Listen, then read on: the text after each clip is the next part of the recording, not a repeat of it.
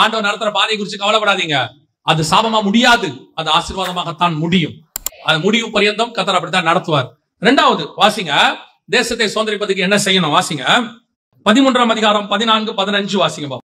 லோத்து ஆபிரகாமை விட்டு பிரிந்த பின்பு கர்த்தர் ஆபிராமை நோக்கி, உன் கண்களை ஏறெடுத்து நீ இருக்கிற இடத்திலிருந்து வடக்கேயும் தெற்கேயும் கிழக்கேயும் மேற்கேயும் நோக்கி பார். நீ பார்க்கிற இந்த பூமி முழுவதையும் நான் உனக்கும் உன் சந்ததிக்கும் என்றென்றைக்கும் இருக்கும்படி கொடுத்து. அங்க சொன்னாரு 15ல, நீ நடக்கிற பூமியை உன் சந்ததிக்கு கொடுப்பேன்.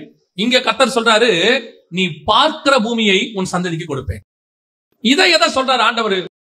பார்க்கிற பூமியை கொடுப்பேன்னா எதை பத்தி ஆண்டவர் பேசுறாரு? இப்ப யோசிச்சு பாருங்க.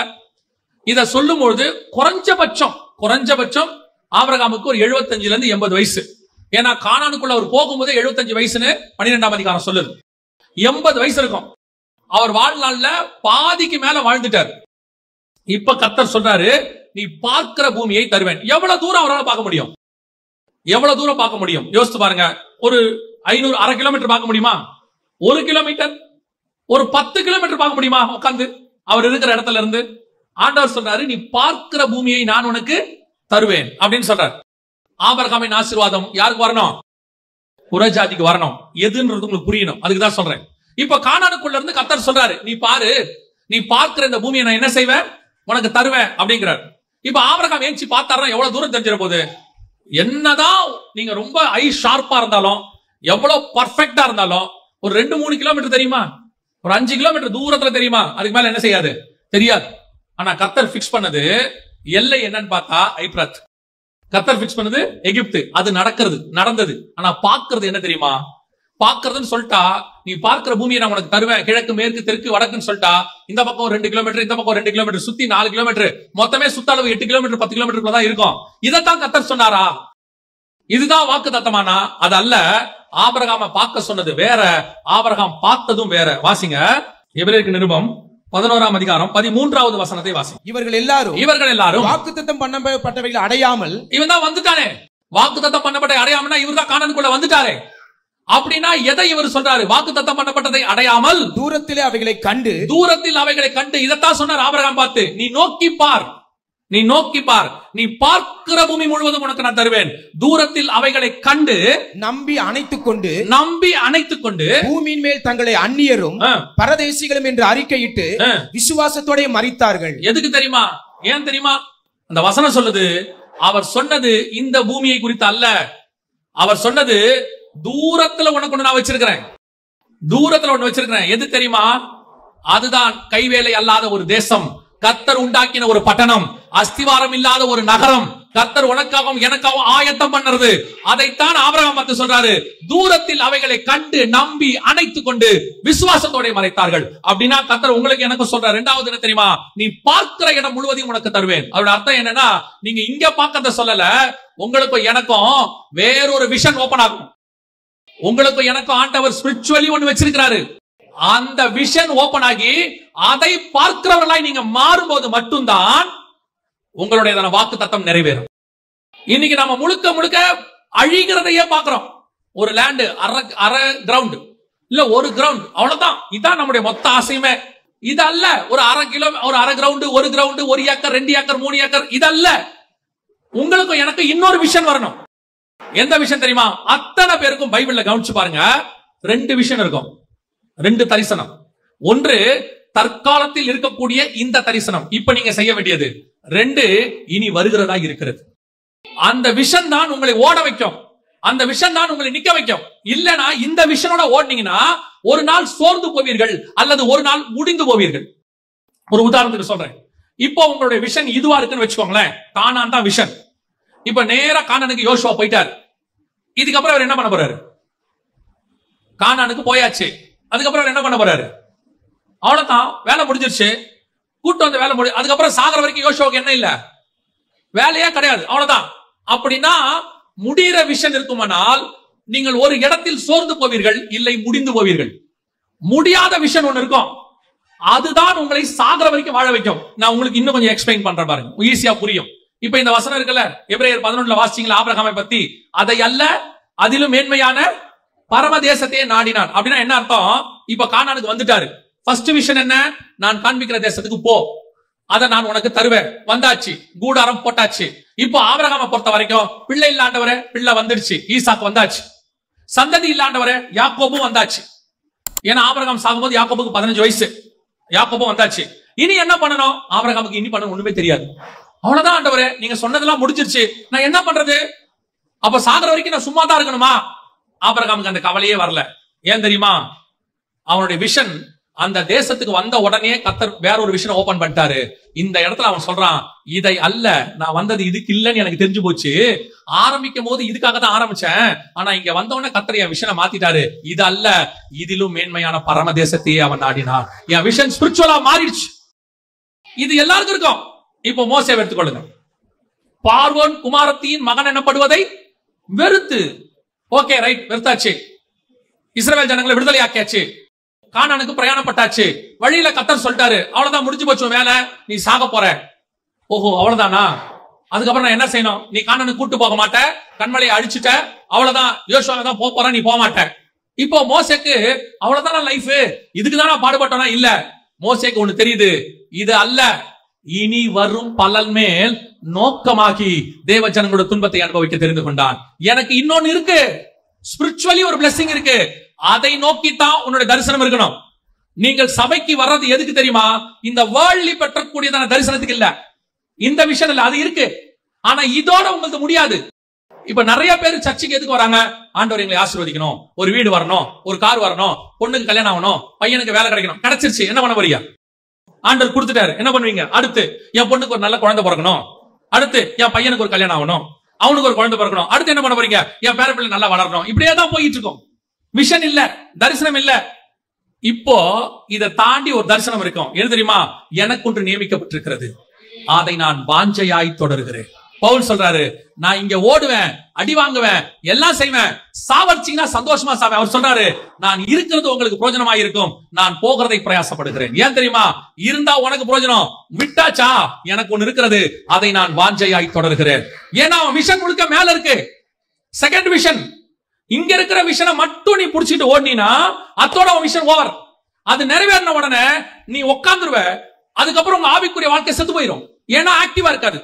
நான் சொல்றது உங்களுக்கு புரியுதா? கவனிங்க. நோவாவுக்கு 2 விஷயம்.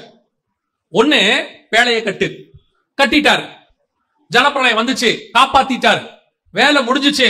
இப்போ டோர் ஓபன் ஆயிடுச்சு, எல்லாம் வெளியே வந்தாச்சு, முடிஞ்சிருச்சு. இப்போ நோவாவை பொறுத்த வரைக்கும் 2வது விஷயம் என்னன்னு அவருக்கு ஓபன் ஆக மாட்டேங்குது. ஆனா கர்த்தர் சொல்றாரு அவகிட்ட, நோவாவையும் 9ஆம் அதிகாரம் ஆதியாகமத்தின் புத்தகம் 1-2 வசனங்களை வாசிப்போம். நோவாவையும் அவன் குமாரரையும் ஆசீர்வதித்து, நீங்கள் பலுகி பெருகி பூமியை நிரப்புங்கள், உங்களை பற்றிய பயமும் அச்சமும் பூமியில் உள்ள சகல மிருகங்களுக்கும் ஆகாயத்தில் உள்ள சகல பறவைகளுக்கும் உண்டாயிருக்கும்.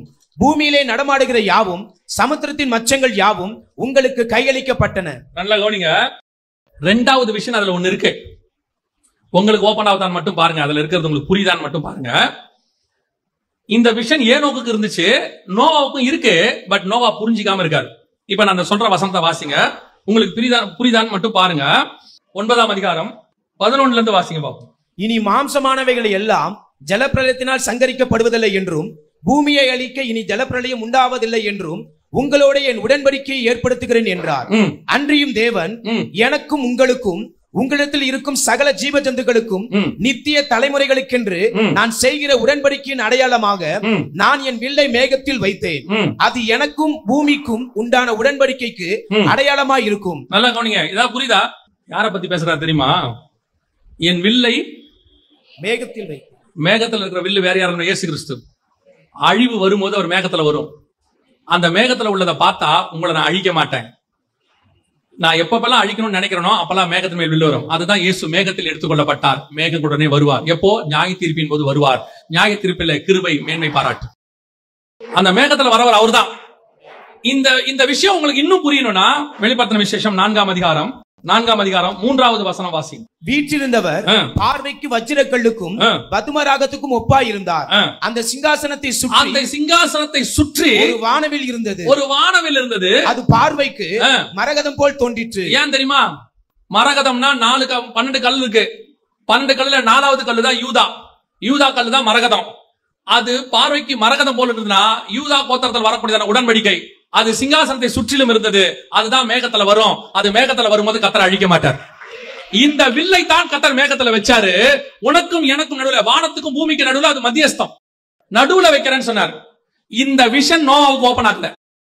ஆனா இந்த விஷன் ஏனோக்கு ஓபன் ஆயிடும். யூதாவின் புஸ்தகம் 14-15 வாசிங்க. ஆதாமுக்கு 7ஆம் தலைமுறையான ஏனோக்குக்கும் இவர்களை குறித்து இதோ எல்லாருக்கும் நியாய தீர்ப்பு கொடுக்கிறதற்கு அவர்களில் அவபக்தி உள்ளவர்கள் யாவரும் அவபக்தியாய் செய்து வந்த சகல அவபக்தியான கிரியைகளின் நிமித்தமும் தமக்கு விரோதமாய் அவபக்தி உள்ள பாவிகள் பேசின கடின வார்த்தைகள் எல்லாவற்றின் நிமித்தமும் அவர்களை கண்டிக்கிறதற்கும் ஆயிரமான தமது பரிசுத்தவான்களோடு கூட கர்த்தர் வருகிறார் என்று முன்னறிவித்தான். Second coming. ஏனோக்குங்கிற விஷயம் என்ன? Second coming. ஆனா அவன் பிரசங்கம் பண்ணது ஜலப்பிரளயத்தை பத்தி. அவனுக்கு விஷன் ஜலப்பிரளயத்துல உலகம் அழிய போகுது, மெத்துசோலா, அதான் அவன் பிரசங்கம். ஆனா விஷன் செகண்ட் கம்மிங்க பத்தி. நோவாவுக்கு ஜலப்பிரளயத்தை பத்தினதான ஊழியம், ஆனா வில்ல பத்தினதான விஷன், மேகத்துல அவர் வருகிறார். இந்த செகண்ட் விஷன் ஓபன் ஆகல அவருக்கு. அதனாலதான் நோவா தன் கூடாரத்தில் குடித்து வெறித்து படுத்திருந்தான். அவன் படுத்துட்டான், ஏன்னா விஷன் இல்ல. விஷன் இருக்கிறவன் என்ன செய்வான்? அவைகள் வருகிறதுக்கு அவன் காத்திருந்தான். நான் சொல்றது புரியுதா உங்களுக்கு? அந்த செகண்ட் விஷன் இருந்தாதான் அவன் ஸ்பிரிச்சுவல் லைஃப் கடைசி நிமிஷம் வரைக்கும் பூமியில காத்துக்கிட்டே இருக்கும். எப்ப வரும், எப்ப வரும், எப்ப வரும், எப்ப போவேன்னு காத்துக்கிட்டே இருக்கும். அந்த விஷன் ஓபன் ஆகட்டி ஊழியத்தை முடிச்ச எல்லாம் ஓவர், இனி ஒண்ணும் இல்ல, நான் உட்கார்ந்துருவேன், ஏலி மாதிரி சேர்ல உட்கார்ந்துருவீங்க. ஒரு நாள் மல்லாக்க விழுவீர்கள். இதைத்தான் நோவா குடித்து வெறித்து கூடாரத்தில் படுத்திருந்தான். படுத்தாச்சு. ஆனா ஏனோக்கு படுக்கல, எடுத்துக்கொள்ளப்பட்டான். காரணம் என்ன? அவன் விஷனோடு கூட இருந்தான். இனி ஒண்ணு வரப்போது, இனி ஒண்ணு வரப்போது. இந்த விஷனோட நீ ஓடிக்கிட்டே இருந்தீனாதான் கடைசி வரைக்கும் ஓட முடியும். எனக்கு ஊழியம் கிடைச்சிருச்சு, முடிச்சிட்டேன், என் வேலை முடிஞ்சிருச்சு, இதுக்கப்புறம் எல்லாம் பாத்துப்பாங்க, நான் ஹாயா உட்கார போறேன், நீ செத்துட்ட ஸ்பிரிச்சுவலி. அந்த விஷன் உனக்குள்ள ஓடிட்டே இருக்கணும். எப்ப இயேசுவை பார்ப்பேன், எப்ப வருக வரும், எப்ப என் ஓட்டம் அங்க போய் முடியும். நீங்க நல்லா கவனிச்சு பாருங்க. எந்த பரிசுத்தவானோ செத்தான் இருக்காது. புதிய ஏற்பாட்டுல நித்திரை அடைந்தான் தான் இருக்குமே ஒழிய செத்தான் இருக்காது. பழைய ஏற்பாட்டுல அத்தனை பேரும் மரித்தான் இருக்கும். காரணம் என்ன தெரியுமா? அவன் விஷன் முடிஞ்சிருச்சு, அவ்வளவுதான், அதுக்கப்புறம் ஒண்ணும் இல்ல. ஆனால் ஆபிரகாமை பத்தி கர்த்தர் சொல்வாரு, அவன் ஜீவனுள்ளோர் தேசத்தில் இருக்கிறவன். உங்களுக்கும் எனக்கும் அதுதான் கர்த்தர் சொல்றார், நீ பார்க்கிறதை நான் உனக்கு தருவேன். உன் விஷன் எதுவா இருக்குது? நீங்க எதை பாக்குறீங்க? இங்கேயே பார்த்துக்கிட்டு இருக்கிறோம். இதுவும் கிடைக்குது, கிடைக்காமலாம் இல்ல. என்ன கிடைக்காம இருந்துச்சு? இங்க நம்ம என்ன ஆசைப்பட்டோமோ அது கிடைக்குது. ஏதோ ஒரு நாள் கிடைக்குது. 50ல கிடைக்குதோ, 40ல கிடைக்குதோ, 60ல கிடைக்குதோ, இல்ல உங்க பையனுக்கு கிடைக்குதோ. சொல்லுவாங்க, அவங்க அப்பா நீதிமானா இருந்தாருங்க, அவன் நிமித்த கர்த்தர் பிள்ளை ஆசீர்வதிச்சாரு, நல்ல வீட்டுல இருக்கிறான், கிடைச்சிருச்சு, அவன் சந்ததிக்கு கிடைச்சிருச்சு. ஆனா இதானா? இது அல்ல. வாசிங்க, கொஞ்சம் 2ஆம் அதிகாரம் 10வது வசனம் வாசிங்க, 9-10 வாசிங்க. எழுதியிருக்கிறபடி தேவன் தம்மில் அன்பு கூறுகிறவர்களுக்கு ஆயத்தம் பண்ணினவைகளை. நல்ல கவனிங்க, இதுதான் சொல்ற செகண்ட் விஷன். இதான் 2வது தரிசனம். எழுதியிருக்கிறபடி தேவன் தம்மில் அன்பு கூறுகிறவர்களுக்கு ஆயத்தம் பண்ணினவைகளை ரெடியா இருக்காங்க.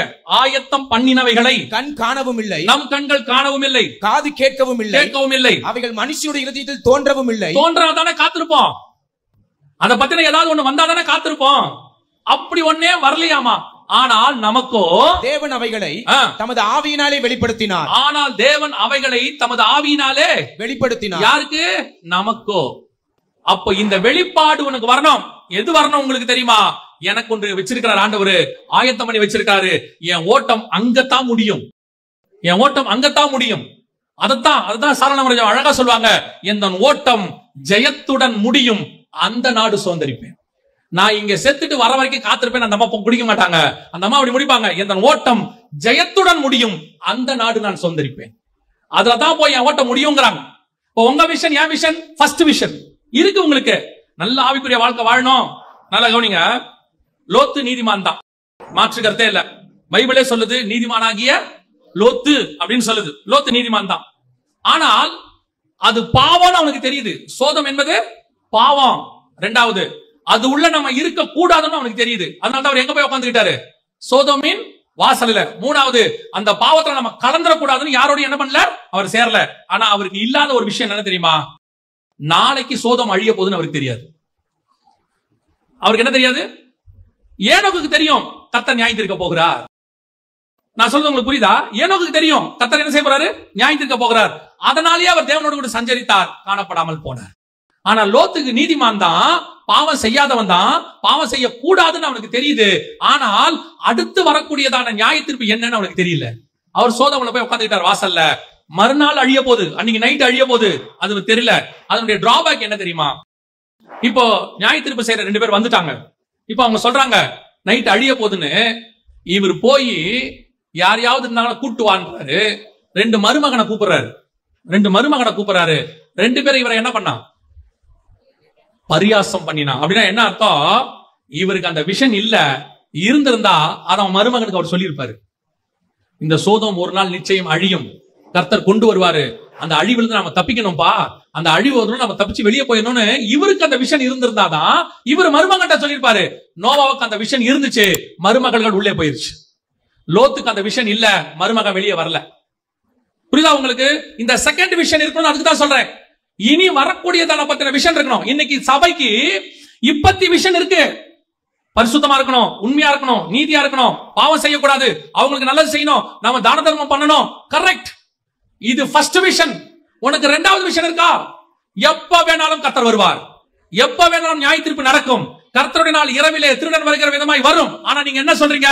அது வரும், இப்போலாம் சான்ஸ் இல்ல, இன்னும் எவ்வளவோ காரியம் இருக்கு. லோத்து நீதிமான் தான், ஆனா இன்னைக்கு வரும்னு அவனுக்கு தெரியாது. இன்னைக்கு வரும்னு தெரியாததுனால அவன் குடும்பத்தையும் அவன் ஆயத்த பண்ணல. லோத்துவின் மனைவி ஆயத்தப்படல. இயேசு சொல்றாரு, லோத்துவின் மனைவியை நினைத்துக் கொள்ளுங்கள், அவள் திரும்பி பார்த்து. ஆண்டவர் சொல்றாரு, வயலில் இருக்கிறவன் திரும்பாது இருக்க கடவன். அப்படின்னா என்ன அர்த்தம்? அவங்களுக்கு நல்ல நீதிமான்கள், பரிசுத்தவான் தான், நல்ல சர்ச்சுக்கு வரவங்க, தசமாங்காணிக்கு கொடுக்கறவங்க, ஏன் ஊழியம் கூட செய்வாங்க. ஆனா வரக்கூடிய விஷன் அவங்களுக்கு இல்ல, செகண்ட் விஷன் இல்ல. இந்த விஷன் மோசேக்கு இருக்கு. மோசே சொல்றாரு, எல்லாம் ஓகே, பாட அனுபவிச்சாச்சு, இனி வரும் பலன் மேல் நோக்கமாகி எல்லாம் வந்துருச்சு. ஆண்டவர் சொல்றாரு, நோ மோசே, நீ கானானுக்கு போல. ஆண்டவரே அவ்வளவுதானா? ஆனா உபாகமத்துல சொல்றாரு, நான் கடந்து போய் அந்த நல்ல தேசத்தையும் அந்த நல்ல மலையையும் லீபனானையும் பார்க்க ஆவலா இருந்தேன். இங்கதான் மோசேயோட செகண்ட் விஷன் தெரியுது. என்ன கானானுக்கு நீங்க போக சொன்னீங்க, உண்மைதான். நான் ஏன் கானானுக்கு போகணும்னு ஆசைப்பட்டேன் தெரியுமா? அங்க போய் ஒரு மலையை நான் பார்க்க விரும்புறேன். எந்த மலை? எருசலேமை சுற்றிலும் பர்வதங்கள் இருக்குமா போல, நிறைய மலை இருக்குது. ஆனா மோசே மலைகள்னு சொல்லல, என்ன சொல்றாரு? அந்த மலையை, எந்த மலை தெரியுமா?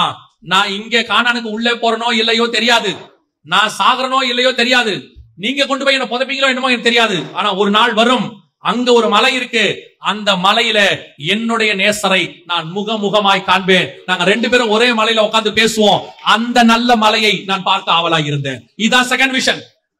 அந்த விஷன் இருந்துச்சுன்னா இங்க நடக்கிறத பத்தி நீங்க கவலையே பட மாட்டீங்க, இத பத்தி யோசிக்கவே மாட்டீங்க.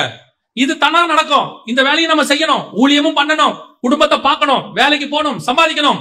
ஆனா இது அல்ல, இதிலும் மேன்மையான இன்னொன்னு எனக்கு இருக்கு, அதுதான் என்னுடைய முடிவு, டெஸ்டினேஷன். அது ஓபன் ஆகாதவன் அதுல போய் ரீச் ஆக முடியாது. அப்ப என்ன ஆகும்? நல்லா படிக்கணும், சம்பாதிக்கணும், வேலைக்கு போகணும். பையனுக்கு என்ன சொல்லி கொடுப்போம்? டே நல்லா படிடா, இல்ல நீ நடுத்தவரில் நிப்ப. படிச்சா தாண்டா வேலை, நாளைக்கு இன்னைக்கு சம்பாதிச்சா வேலை. அவன் படிச்சான், சம்பாதிச்சான், இப்ப எல்லாம் இருக்கு. பையன் சிகரெட் பிடிக்கிறவனா மாறிட்டான், பையன் குடிக்கிறவனா மாறிட்டான். இல்ல பையன் அது கூட இல்ல, நல்ல நீதிமானாவே இருக்கிறான், விஷன் இல்லாதவனா இருக்கிறான். உங்களை மாதிரி ஆவிக்குரிய விஷன் அவனுக்கு இல்ல. ஏன் இல்ல? நீங்க அவனுக்கு இந்த ஃபர்ஸ்ட் விஷனை கொடுத்தீங்க, செகண்ட் விஷனை சொல்லி கொடுக்கல. ஆண்டவர் திருப்பி திருப்பி சொல்வாரு, உன் பிள்ளைகளுக்கு, உன் கண்களுக்கு நடுவே, உன் கரங்களில இதெல்லாம் செஞ்சதை எல்லாத்தையும் எழுதி போடும் பாரு. பின்னாடி நடக்கணும், எல்லாம் சந்ததி சந்ததியா போகணும், அவனுக்கு வந்து சேரணும் எல்லாம். இன்னைக்கு முதல் விஷனோடு கூட ஓடுகிற கூட்டம், நீ பார்க்கிற பூமி எதை பாக்குறீங்க? இதைத்தான் பார்த்துக்கிட்டு இருக்கிறீங்க. இதையும் தாண்டி ஸ்பிரிச்சுவலா பார்க்கணும். எனக்கு ஒன்று நியமிக்கப்பட்டிருக்கிறது, அதை நான் வாஞ்சையாய் தொடர்கிறேன், அதுதான் என்னுடைய டெஸ்டினேஷனாக இருக்கணும். அதை நோக்கி நான் ஓடணும். அதை என் கண்கள் காணவும் இல்லை, என் காதுகள் கேட்கவும் இல்லை.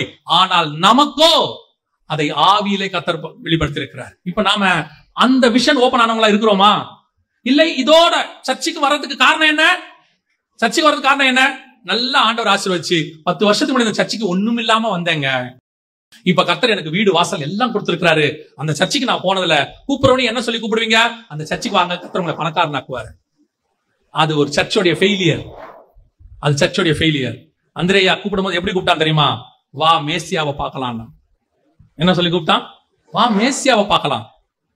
வா பணக்காரனாக்குற கடவுளை பார்க்கலான்னு சொல்லல, வா 5000 பேருக்கு அப்பம் கொடுக்கிற தேவனை பார்க்கலான்னு சொல்லல. அவன் சொன்னா வா மேசியாவை பார்க்கலாம். இதுதான் உங்கள் சபைக்கு கூப்பிடுறதுக்கு அடையாளமா இருக்கணும். எதுக்குங்க அந்த சர்ச்சுக்கு என்ன கூப்பிடுறீங்க? அந்த சர்ச்சுக்கு நீ வா, கண்டிப்பா பரலோகத்துக்கு போவ. அந்த சபையிலே சத்தியம் இருக்கிறது, அது பரலோக விஷனோடு இருக்கிறது. கர்த்தர் நிச்சயம் அங்கே போனா பரலோகத்துக்கு கூட்டு போவார். நான் எங்க சபைக்கு முதல்ல போகும்பொழுது, எங்க பாஸ்டர் கிட்ட போகும்போது, நாங்க ஆசீர்வாதத்துக்காக போகவே இல்லை, எந்த தேவைக்காகவும் போகல, என்ன சத்தியத்துக்காக தான் கூட்டிட்டு போனாங்க. ஆனா அங்க போக போக எனக்கு ஒண்ணு மட்டும் நல்லா தெரிஞ்சிச்சு, அங்க நிச்சயம் கண்டிப்பாக பரலோகத்துக்கு போறதுக்கான எல்லா காரியமும் அங்க இருந்துச்சு. எங்க பாஸ்டர் அப்படித்தான் எங்களுக்கு போதிச்சு கொடுத்தாங்க. 14 கிட்டத்தட்ட 12 வருஷம் அங்க உட்கார்ந்து இருந்தாங்க. அப்படிதான் எங்களுக்கு போதிச்சு கொடுத்தாங்க ஆண்டவர். அவங்க வழியாக ஒரு நாள் வந்தது, எங்கள் பிள்ளைகள் வளர்ந்து வரும்பொழுது அவர்களுக்கு சத்தியத்துக்கு தேவையான ஒரு இடம் தேவைப்பட்டது. இப்போ நாங்க கொண்டு போய் சத்தியம் எங்க கிடைக்குதோ அந்த இடத்துல தான் விட்டுருக்கிறேன். இப்பவும் சொல்றேன், நான் என் பிள்ளைகளை சர்ச்சு பெருசா இருக்கு, ஏர் கண்டிஷன்ல இருக்கு, பெரிய பெரிய ஆளுங்க வராங்க, பெருசா இருக்குன்னு நான் பார்க்கவே மாட்டேன். நான் பார்க்கறது ஒன்னே ஒண்ணுதான், என் பிள்ளைகள் வாழ்க்கைக்கு சத்தியம் கிடைக்குதா. ஏன்னா நான் பணக்காரன் ஆகணும் போல நான் சத்தியத்துக்காக போனேன், எனக்கு தேவையான பணத்தையும் கர்த்தர் கொடுத்தார். ஆனா பணத்துக்காக போனேன்னா பணம் கிடைக்கும், சத்தியம் கிடைக்காது. பணம் உலகத்தில் வாழ பயன்படும், சத்தியம் தான் பரலோகத்திற்கு போகிறதுக்கு பயன்படும். பரலோகத்துக்கு போனோம்னா சத்தியம் இருக்கணும், இந்த விஷனோட சர்ச் இருக்கணும். உங்களுக்குள்ள இருக்கிற அடுத்த விஷன் அது ஓபன் பண்ணி விடணும். அடுத்து ஓபன் பண்ணி விட்டா தான் நீங்க போக முடியும். இன்னைக்கு நாம அந்த இடத்துல பாக்குறவங்களா இருக்கிறோமா? இதுதான் கர்த்தர் உங்ககிட்டயும் எங்கிட்டையும் கேட்கிறதான ஒரு விஷயம், மிக முக்கியமான விஷயம். ஆராய்ந்து பார்க்கணும். நீ பார்க்கிற பூமியை நான் உனக்கு தருவேன். இன்னில இருந்து ஆண்டவர்கிட்ட ஒரு சின்ன பிரேயர் எப்பவுமே, ஆண்டவரே எனக்கு என்னப்பா நியமிச்சிருக்கிறீங்க? ரொம்ப அழகா உங்களுக்கு எனக்கு ஆண்டவர் சொன்னதை நான் உங்களுக்கு சொல்றேன், முடிக்கிறேன், கவனிங்க. எனக்கு சொன்னதை உங்களுக்கு சொல்றேன். ஆண்டவர் சொன்னாரு, அழிவுள்ளதான இது, சாவுக்கு எதுவான இது, இத சாவுக்கான வசனமாவே மாத்திட்டோம் இல்லையா? இது அடக்காராதன வசனமாவே மாறிடுச்சு. எந்த அடக்காராதனைக்கு போனீங்கனாலும் அழிவுள்ளதான இது, அழியாமையும் சாவுக்கு எதுவான இது. அந்த சரீரத்து மேல மண்ணு போடும்போது சொல்லுவாங்க, அது சரீரத்தை பத்தியே இல்ல, அங்க வருகையை பத்தி தான் அவர் பேசுவார். 1 Corinthians 15 இருக்கும். இதோ நான் உங்களுக்கு ஒரு ரகசியத்தை சொல்லுகிறேன், கடைசி எக்காலம் துணிக்கும் போது நாம் எல்லாம் நித்திரை அடைகிறது இல்லை. கடைசி எக்காலம் துணிக்கும் போது ஒரு நிமிஷத்துல ஒரு இமை பொழுதுல நாம் எல்லாரும் மறுரூபமாக்கப்படுவோம். எக்காலம் துணிக்கும், அப்பொழுது மரித்தோர் அழிவில்லாதவர்களாய் எழுந்திருப்பார்கள், நாமும் மறுரூபமாக்கப்படுவோம். அழிவுள்ளதாகிய இது அழியாமையையும், சாவுக்கேதுவாகிய இது சாவாமையையும் தரித்துக் கொள்ள வேண்டும். அது சரீரத்தை பத்தி இல்ல. 2000 வருஷத்துக்கு முன்னாடி புதைச்ச பரிசுத்தவான்களுடைய சரீரம் இப்ப வருமா? சரி, தீக்கில எரிஞ்சு போன சரீரம் வருமா? அந்த அழிவுள்ளதான் இது அழியாமைன்றது என்ன அர்த்தம்னா, ஆத்மா அழிவுள்ளதுக்குள்ள இருக்குது. இந்த அழிவுள்ளது கூட இருந்த ஆத்மா அழிவுள்ளதாயிடும். அதோட போச்சுன்னா ஒரு நாள் இந்த சரீரம் மர்வமாகி, ஆத்மா மர்வமாகி ஆண்டவரோட போய் என்ன செய்யும் தெரியுமா? அழியாத ஒரு சரீரம் அங்க இருக்கு, அந்த சரீரத்துல போய் அது சேர்ந்து கொள்ளும். இப்ப நான் என்ன நினைப்பேன்னா, எனக்கு இந்த பூமியில இந்த சரீரத்தை கர்த்தர் கொடுத்தாரு, இங்க நான் வாழ்றதுக்கு எத்தனை வருஷமோ வருக வர வரைக்கும் வச்சுக்கோங்களேன். ஆனா எனக்கு அழியாத ஒரு சரீரத்தை கர்த்தர் ரெடி பண்ணி வச்சிருக்கிறார். என் ஆத்மா போய் அதோட பிக்ஸ் ஆயிடும். அந்த சரீரத்துலதான் நான் நித்தியமா அவரோட வாழ போறேன். நான் சொல்றது புரியுதா? இந்த தாட்டு தான் மோசேக்கும் இருந்துச்சு, பவுலுக்கும் இருந்துச்சு. மோசே சொல்றாரு, இந்த சரீரத்துல நான் இங்க வேணா செத்துருவேன், ஆனா மறுரூபமாகி இயேசுவோடு கூட மறுரூபமலையில நான் உட்கார்ந்து அவரை பார்ப்பேன். இதே மாதிரி தான் இங்க இது போயிடும், ஒரு நாள் வரும், அழிவுள்ளதான இது அழியாமையும், சாவுக்கு எதுவான இது சாவாமையும் தரித்து கொண்டு நித்தியமாய் அவரோடு இருக்க போது. இப்போ பவுல் சொல்றாரு, எனக்கு ஒன்று நியமிக்கப்பட்டிருக்கிறது, அதை நான் வாஞ்சையாய் தொடர்கிறேன். ஏன் தெரியுமா? இதை விட்டுட்டு அது உள்ள போய் நான் உட்காரணும்னு நினைக்கிறேன். இது எனக்குள்ள இருந்து போராட்டத்தை கொடுக்குது. அது போராட்டம் இல்லாத சரீரம், இது அழிவுக்குரியது. மாம்சம் எனக்கு எதிராக போராடுது. ரோமர் 7 சொல்றாரு, அந்த பிரமாணம் எனக்கு அகைன்ஸ்டா இருக்குது.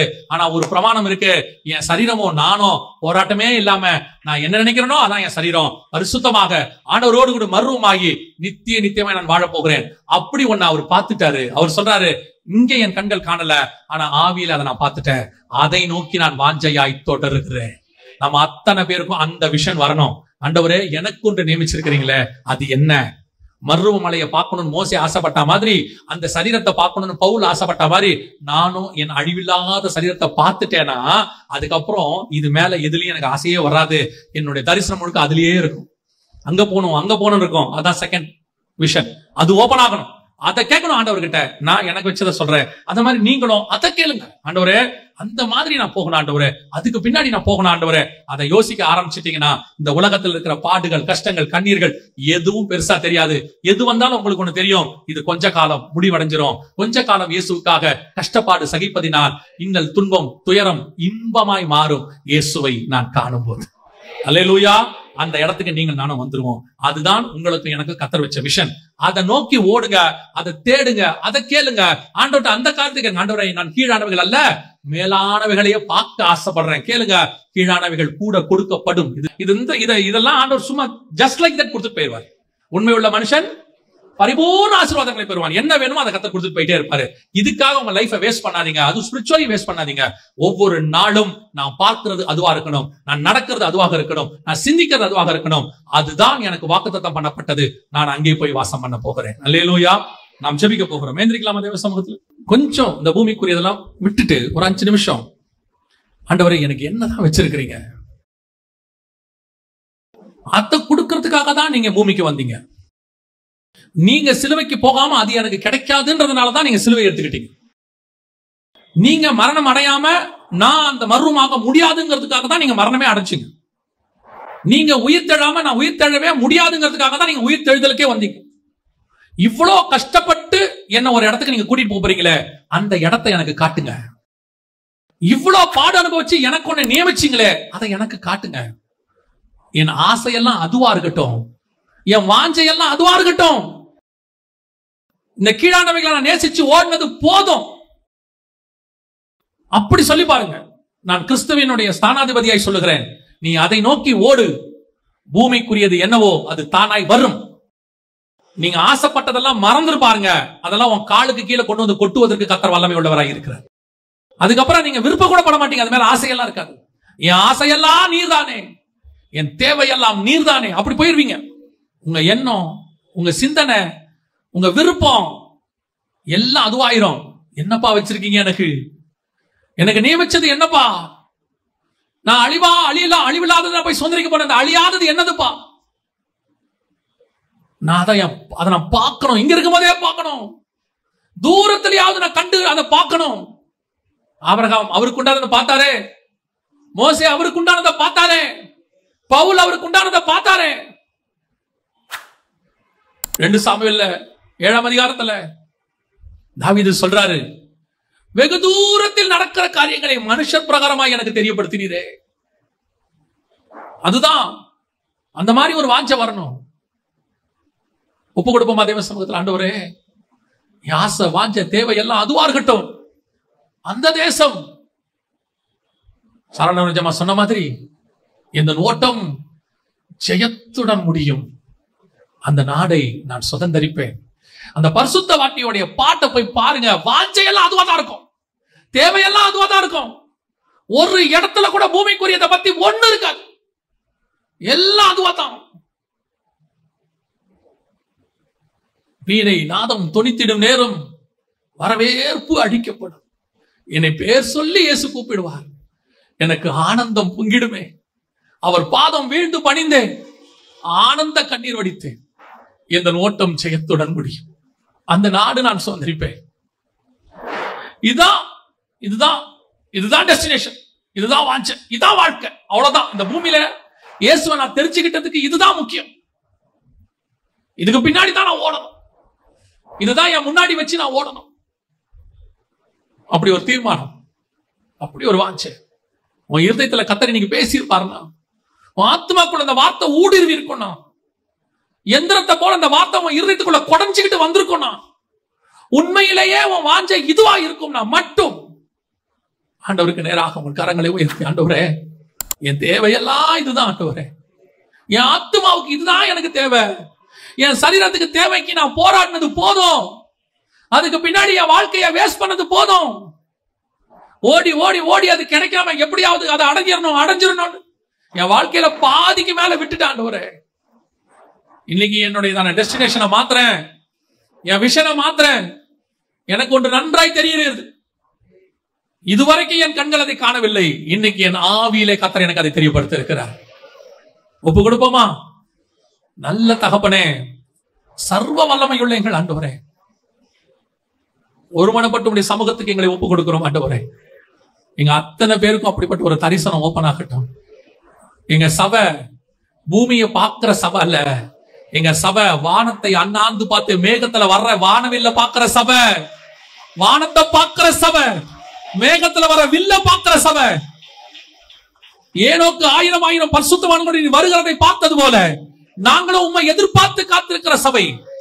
மேகத்தில் நீர் எடுத்துக்கொள்ளப்பட்டது போல மேகத்தில் வருகிறதை பார்க்கிற சபை.